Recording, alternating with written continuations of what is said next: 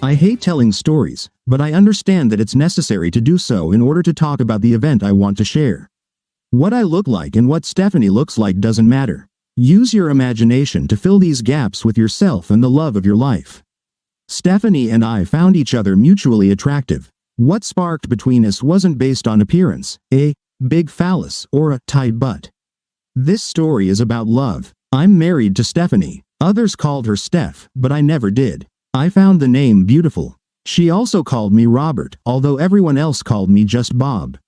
Our pet names for each other were our official names. This part will become important later. My hobby is astronomy. I love looking at the stars, as well as the planets of our solar system. I have a whole assortment of telescopes.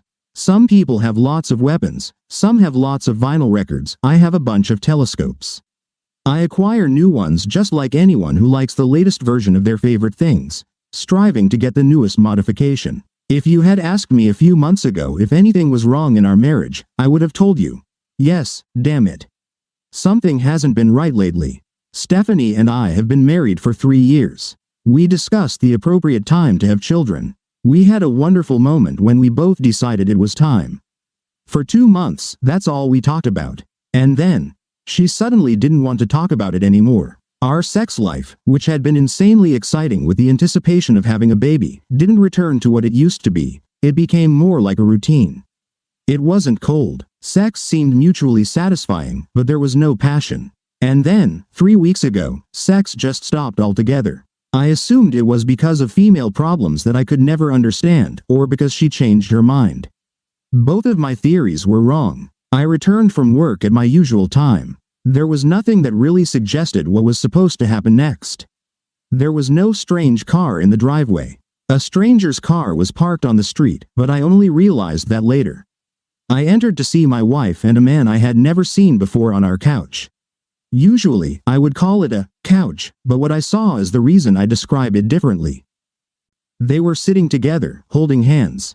It was unusual. Stephanie usually let me know when someone was visiting us. I hoped it was some distant relative I had never met. "Hello, dear, will someone join us for dinner tonight?" Stephanie said. "Robert, please, have a seat. I need to tell you something." I sat down in the chair across from the couch. It was strange, but I didn't expect it to be the only strange thing I would have to deal with. It was before Stephanie spoke again. "We fell in love with each other," Stephanie said. "All right, that settled all my doubts." I fell silent for a moment, digesting this. While I did, she looked at the strange man. She looked at him the same way she used to look at me. He looked at her exactly the same way. There was no doubt she was telling the truth. I had only one question. So I asked it. "Who the hell is Hadel?" The man I mistook for Hadel spoke up. "It's me. I know it's awkward for both of you. I'm here only to ease the pain of this revelation." It's painful for her. Obviously, easing the pain meant easing only Stephanie's pain. My pain didn't diminish at all. So it didn't really help. Stephanie spoke next. "I met Hadel at work. I didn't want this to happen, but it just did. I genuinely thought I was calm when I said, 'How does something like this just happen?' Hadel stood up boldly and loudly said, 'Don't raise your voice at her. She's an angel.' Stephanie stared at him intensely and said, 'Thank you, Pike. I'm always here for you, Pike Hunter.'" Pike? Pike Hunter?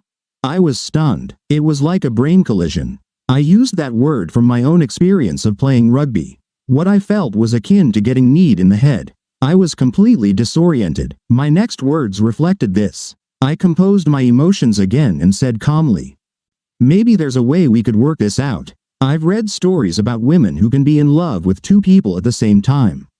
There's a romantic story where a woman was in love with 2 men. We should read it together before making any hasty decisions." Hadel rose from the couch. "Stop barking at her. Stop tormenting this wonderful woman." Stephanie grabbed him by the arms and pushed him back onto the couch. "Thank you for defending me, my knight." Then she kissed him, a light kiss on the lips, which previously meant nothing. Then she looked at me with a mixture of suffering and sorrow. "I can't love 2 men. It's not for me. I can only give my heart to one person at a time. I fell out of love with you just as I fell in love with Hadel. Can't we talk about this? We could go to counseling." Hadel squeezed her hand when she answered. "That would only prolong the pain." "Robert, my heart knows what it wants. I still love you and always will. I just don't love you in the same way anymore. Ending the relationship will be the easiest way for both of us. But we planned to have children just a few months ago. I don't understand. Stephanie looked at me with all the pain in the world. That's why I had to do it. I want our children to be conceived in love. Hadel spoke again. They will be our beloved babies. Oh, Pike, she replied. Then they gently leaned their foreheads against each other. I really didn't think they could do anything more repulsive if they tried. I was about to speak when Stephanie looked at me and spoke first. Robert, I know this is hard, and I thank you for supporting me in what I know is a painful moment for you. I'll come back later to get my things, and I really hope we can talk as friends. I still wondered how my composed behavior somehow translated as supportive, while they both stood up and left. I certainly didn't support any of this. I suppose they said what they needed to save face. Hadel got into his car, and she got into hers. Of course, it was practical since she needed her car. Nonetheless, I don't think I could have handled seeing them drive off together. I always thought I had a very good memory. That night felt more like a curse. I replayed everything Stephanie had told me over the past 6 months in my head. I had never heard of Hadel. I had no idea who he was. She fell in love with someone else and started a romance, and I had never had the slightest clue about it. How could I have missed that? Certainly, there were signs, as I mentioned earlier, that something was off. Now I could put all these things into context. She fell out of love with me, which explained her rejection of sex.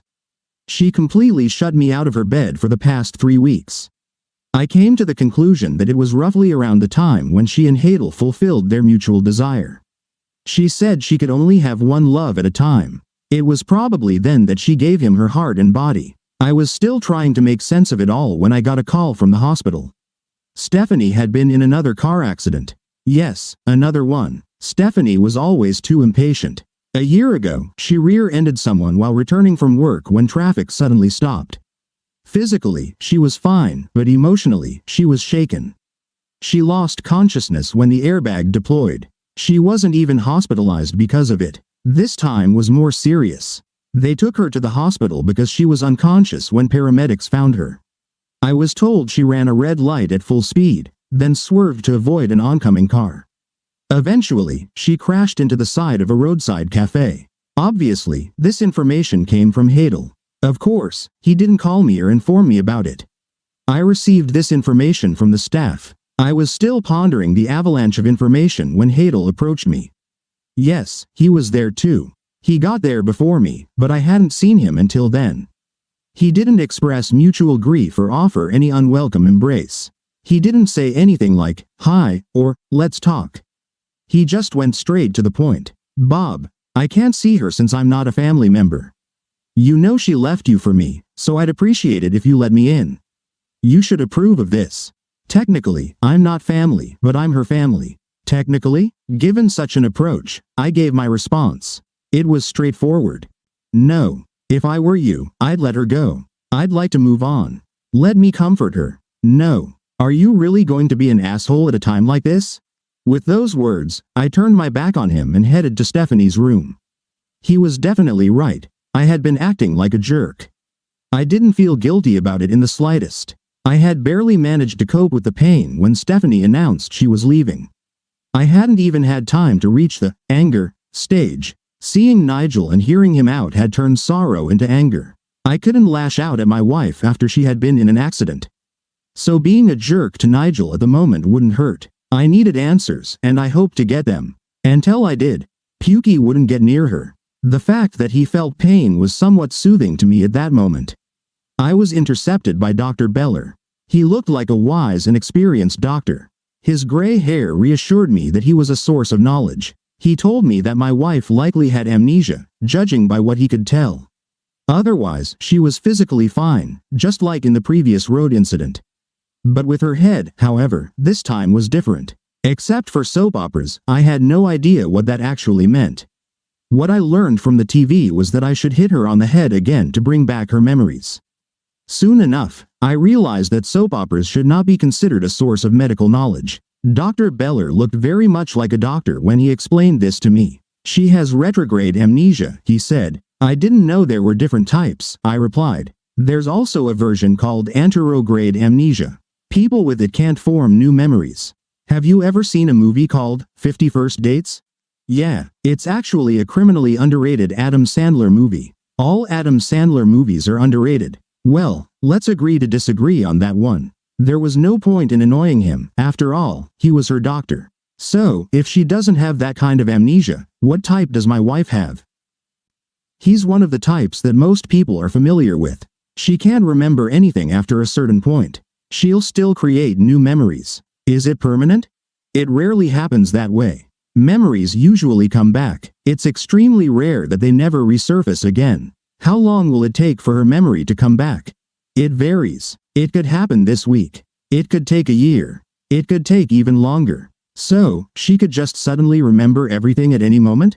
That's entirely possible. It could also happen that she starts remembering certain things, but not everything.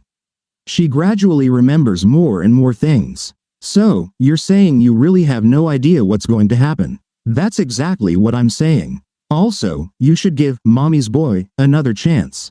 Adam Sandler is a comedic genius. I will do that. Clearly, these days anyone can become a doctor. Hence the faith in gray hair. I was allowed to visit my wife. She was alert and wary, but also confused. Robert, what happened? Doctors are telling me I was just in an accident. I grabbed her outstretched hand, and she squeezed mine. I squeezed out in reply. What's the last thing you remember? I was driving home from the office. The car in front of me stopped, but I didn't hit the brakes in time. Her memories seemed to revert to the unfortunate accident that happened a year ago, before all this. It was before Hadel, as far as I understood. I also wondered about her memories returning to another unfortunate incident. Did she have some serious injury then that the doctors didn't detect? Or was it just a coincidence? These thoughts were to be discussed with the doctors another time. Or maybe not. Right now, I was preoccupied with something else. Stephanie, you were in another accident on the day you left me. I left you? Why would I even do that? You told me you were in love with Nigel. Nigel? Who the hell is Nigel? He's someone you know from work. I don't know anyone from work named Nigel. That was interesting. Either Nigel was a newcomer there, or she lied to me about how they met. Listen, I don't want to upset you. We can talk about this some other time. You can't just drop a bomb like that and not talk about it. My first thought was, that's exactly what you did to me, you bitch. There was no point in saying that or retaliating against her for something she didn't remember. I chose the longer route. Though, with difficulty, I told her the whole story just as I heard it from her. She interrupted me several times and came close to accusing me of lying. She seemed unable to grasp anything I was saying. Again, that's exactly how I felt when she and Nigel confessed their mutual love to me earlier that day. She was full of questions I couldn't help but answer, like, did you cheat on me? No, Stephanie, I never did and never will. Did you, hit me or something? Same answer as last time. Then why would I do this for no reason? I kissed her hand. Stephanie, just calm down. We have time to talk about this. I'm glad you're okay. Stephanie was kept in the hospital for several days while doctors ran tests. I was there every day after work. So was Nigel. Every time I walked in, he would say something like, Bob, can we talk? Nope, Bob, you know that. No. Eventually, Stephanie was allowed to go home. We were both briefed on what to expect. Stephanie was okay both mentally and physically. Her memories would likely return, maybe slowly, maybe all at once. I'd heard this before. She'd heard it before. At that moment, Stephanie just wanted to go home. So did I. So, we nodded, agreed, and signed all the forms without reading them, just to get the hell out of there. While we nodded and signed, Dr. Beller mentioned that she might go back to work, but her memory loss might make it difficult to perform her duties. He suggested she might want to find another job in a similar field. I simply said, thank you, Dr. Beller, for everything you've done. We want to go home right away. 5 minutes later, we did just that. That night, we slept snugly in each other's arms. I didn't want to let her go. It felt like a piece of me had been torn away and suddenly restored. I never wanted to lose it again. I slept more soundly since all this began. When I woke up, we were still entwined. Though I felt relieved when my beloved was safe under our roof again, it didn't mean I felt completely at ease. From what Dr. Beller said, this situation could change at any time. I wasn't sure how large the window was in which I had to find a permanent solution, But now I had a second chance, and I wasn't going to just squander it, doing nothing while the clock ticked. Of course, there were deep philosophical questions to consider. For instance, if Stephanie could fall out of love with me so quickly once, did I really want her back? Things like, should I look a gift horse in the mouth? I never really dabbled in philosophy. So I pushed aside those thoughts and focused on the task at hand. I needed to get Nigel off the stage before I could think of anything else. This problem was tricky enough. Stephanie wouldn't have considered leaving her job. She loved her work. She was good at it. She called her boss and explained the situation with her memory. Her boss showed sympathy and welcomed her back. She assured her that everything would work out. I seemed to support her return, but I still knew nothing about Nigel. Many affairs start right at work. From what little I knew, it seemed like the same situation here. It would definitely be a problem if he really was someone she worked with. If Nigel was her colleague, she would come across him again. If that were the case, there was a chance he could worm his way back into her heart. She returned to work despite my reservations. It seemed like she was honest with me about how they met. Nigel really was a colleague. Stephanie told me she received a warm welcome. It seemed like everyone wanted to do everything possible to help her. They were all informed about her memory loss. Only one person made her feel uncomfortable: Nigel. His way of welcoming her back was different. He kept wanting to talk to her alone and continued to violate her physical boundaries, which was uncomfortable coming from a colleague, let alone a stranger. She received plenty of hugs, but Nigel was the only one who sniffed her hair. Stephanie told me she quickly drew the line. It seemed like he didn't heed the warning. He always wanted to hold her hand or hug her. All of this only angered Stephanie. In the company where she worked, there was no policy against relationships between coworkers. Fortunately for me, there was indeed a strict policy against sexual harassment. I understand what I said. Fortunately for me. I still wasn't ready to think, fortunately for us. Not yet. Nigel was called into a meeting with our, where the company's standard lecture on policy was given, and he was told to cease and desist. He also received a warning from his boss, instructing him to stop harassing Stephanie. Nigel didn't stop. The first thing he did after being warned was to confront Stephanie in front of a crowd of witnesses. Instead of speaking, he grabbed her and started kissing her. I suppose he expected muscle memory or something of the sort to lead to her kissing him back, not the subsequent slap and kick to the groin. Nigel was dismissed for cause. That didn't stop him from trying to see her. He would show up in the parking lot at her workplace. He would appear when she went out for lunch. Things got so bad that she obtained a restraining order against him. This greatly eased my concerns about the affair reigniting. It's hard to engage in a romance from 500 feet away. I really enjoyed seeing my wife's lover suffer. I also enjoyed rekindling the relationship with my wife that I thought we'd always had. Stephanie had returned for the time being, but I knew it could change if her memories returned. Even if it didn't, could something in her nature suddenly make her feel the same about another man? One night, I was stargazing on the balcony with one of my old telescopes. I did this from time to time because I liked to think of myself as Galileo and see if I could see what he saw. I couldn't make the same conclusions he did, but I wished I could. When I was feeling down, I aimed the telescope at the surroundings, as I often did. Damn me if I didn't see Nigel lurking in the bushes. Stephanie stepped out onto the balcony and asked what I was looking at. I simply told her to look through the telescope. Wow, that's some serious shit. Should I call the police? Oh, no. He wants to see something. Let's give him something to see. What do you mean?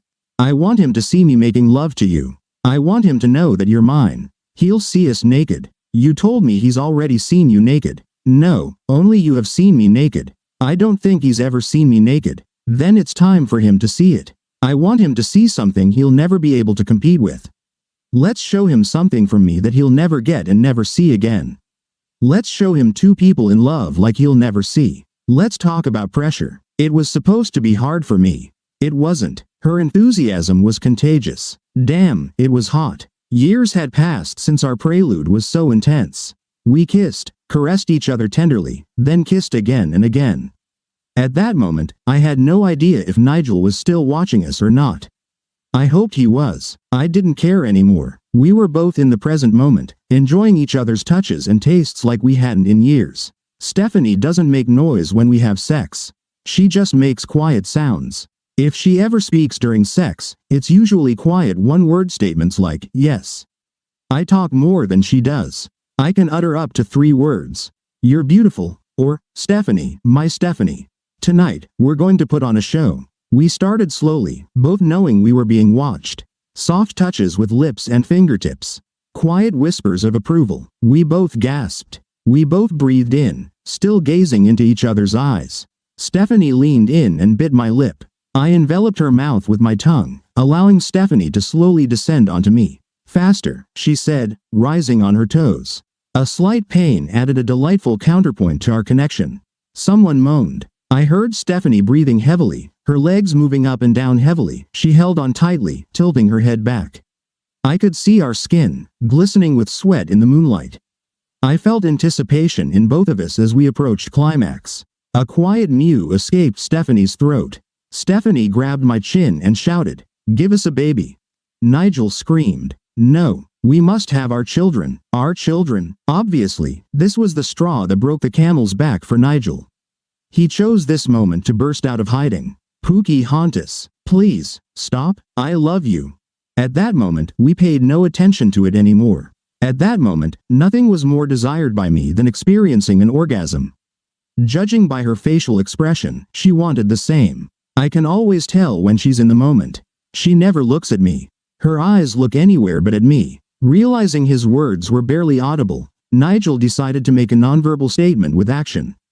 This statement was made by breaking our glass door. He could have just opened the door. It wasn't locked. I assumed he wanted to find out without wasting time. I like to think we both climaxed when we heard the glass shatter.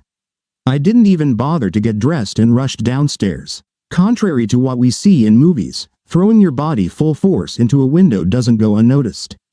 Judging by the screams, it also seems quite painful. Nigel was in a hellish mess.